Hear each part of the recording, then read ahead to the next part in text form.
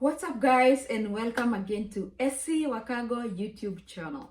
Again, this is where we inspire, we inform, and we also encourage people.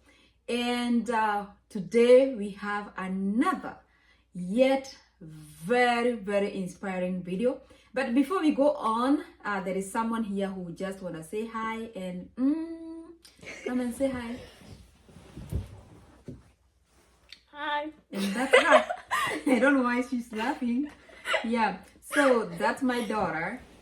She's the famous gymnast that maybe you know, or if you don't know now, you know her.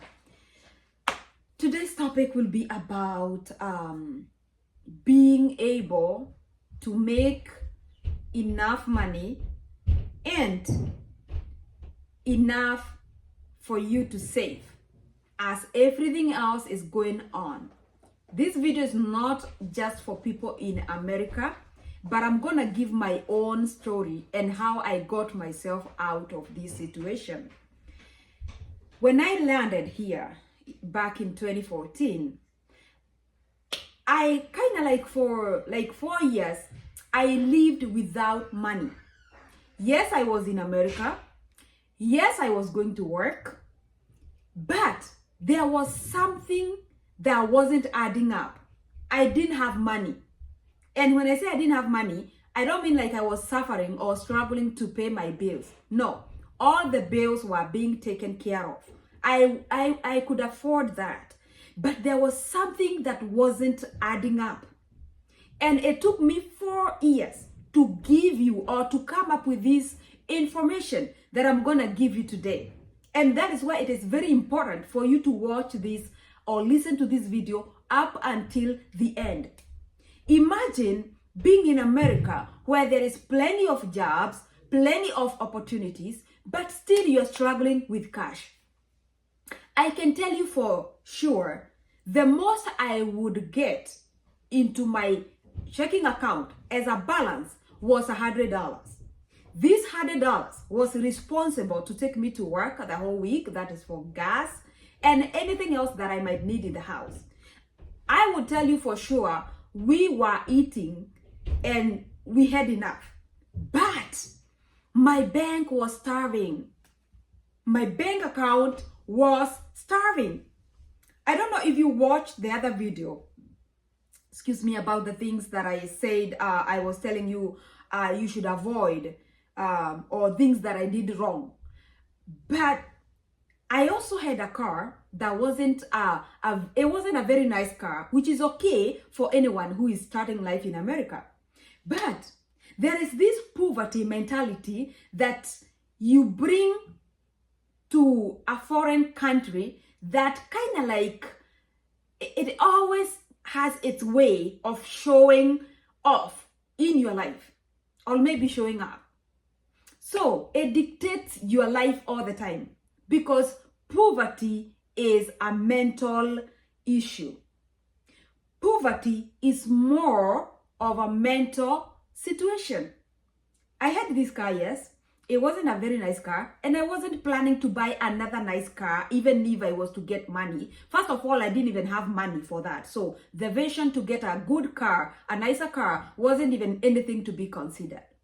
4 years down the line, I'm going to work. I'm working bare minimum. And now it hit me one day when a certain lady had an accident, and then the community, of which that is what happens in most cases, the community had to come together and support her. This is a snowy country, and sometimes it's icy. This is a weather condition that you cannot dictate. So this lady was going to work, and then she stepped on ice, and then she broke her leg. In America, if you're supposed to be at work for 8 hours to be paid, it means exactly that. It means you being on time. It means you staying at your work doing what you were assigned to do per that day for the entire 8 hours. Anything less to that, no pay. So one day I sat myself down. This is direct translation. I sat myself down and I asked myself, okay, you are having enough to eat. You can pay your bills. You can gas your car. and you have clothes. Back then, I didn't even used to buy new clothes. Trust me, I used to go to Goodwill, second-hand stores to get clothes, which doesn't mean you are poor, by the way, if you go to a second-hand store to get clothes. Mind you, they even have more nicer clothes than which you can buy with the same amount of money, or maybe more at a new clothing store. It all depends where you shop. But this is not the point. I used to go there, misuse my money, thinking that I'm buying cheap clothes. So in the course of this, I will end up buying so many clothes for $3, $5, and then I'll be paying $100 at the end of the shopping. What does this tell you? Even though I wasn't making enough money, I was also misusing the money that I was making. I would go to these stores one after the other, from one city to the other, looking for second-hand goods. And I'm not saying they are bad, but if you don't pay attention, you're gonna end up with so much that you don't even need, that you don't even gonna end up using, but misusing your little money that you're making. What is the point of all this? I sat myself down and I asked myself, where am I headed to? Yes, I came to America and I still don't have nothing to show. It's not like I'm investing in plots back home. No, it's not like I'm investing in any land, in anything. Nah, I wasn't even doing anything big. But all I can tell you is that I was able, I would make a trip home once in a while. Does that secure my future or the future of my kids? What am I doing wrong? And then I came up with these things, with these few points. First of all, I had to come up with a new strategy of how I'm gonna be working. I'm not gonna be settling for these 40 hours. And remember, when you are new in America or any other foreign land, you are most likely gonna be getting a pay that is not too good because you don't even have no experience. You don't even know so much. So you're gonna be getting a pay that is not so nice. It is okay, but it is not, you can be somewhere else higher than that. So I said, I'm gonna try now to not settle for the bare minimum because I was only doing 40 hours. I started now looking for a second job. And I'm not saying you're supposed to work 2 jobs, but if a situation calls for that, babe, do it. This is about you and your life, nothing else. And if you want to change your life at any given point, you have to sacrifice one to get the life that you want. So I was so ready to sacrifice the time that I was wasting, visiting people. I don't know going where. I don't know sleeping. Like, first of all, I had to bid sleep bye-bye and start working morning shift and evening shift together. Doubles just knocked on my door. And I opened with open arms. I didn't have any other choice. For whatever cost, I needed to remove myself, to take myself out of this pit. It was so deep. So, this thing of being without no money, yet I'm in America and I'm working, it hit me so hard one day when my mother wanted to go to get some tests done and she needed like $50. That is like 5,000 Kenya shillings. My friend, I had to ask my friend for $50 because I didn't have $50 to send back home for my mom to go to the hospital. My friend is a good friend. She didn't even hesitate. She was like, oh, really? Okay, give me her number. And then she sent the money. That thing made me to wake up. It made me to wake up. I might not be able to give so much, but at least I should be able to help a parent who wants to go and see a doctor. This is an emergency. This is a priority. But if you don't have money, you don't have it. So, first thing I did was to get a second job. And yes, I did. My question was, how am I gonna juggle between kids, job, and another job? But let me tell you this, maybe this is gonna change how you view things. Until you start doing something, you will never know. You will never know the answer you are looking for before you even start it. As soon as you start doing something, you will get answers. And that helped me a lot. I did the 2 jobs, and I also was able to pick up kids from school. Don't ask me how. And I was also able to go to the second job. So that one enabled me to get cash. I was able to save from the second job and do my bills using the first job that I used to have. But also, I learned something else. I do not need to be visiting the stores every time I feel like, every time I'm idle. Whenever you are too idle, especially with us ladies, what we tend to do is to go to the mall and, I don't know, take a look at the clothes store. I don't know what. You end up shopping a lot. I cut that. And I started saving. When I was not saving, I was saving, all right? And that is how I was able to grow my savings account from $0 up to some amount of money that I cannot even mention. But that gave me another perspective of how I should view life. Unless you act, up until you act, you will never ever get to your dreams. You will never realize them. Okay? There is something else that made it possible for me to save. You might have so much money, but you don't have the discipline to save. One thing I said I did is to cut my shopping.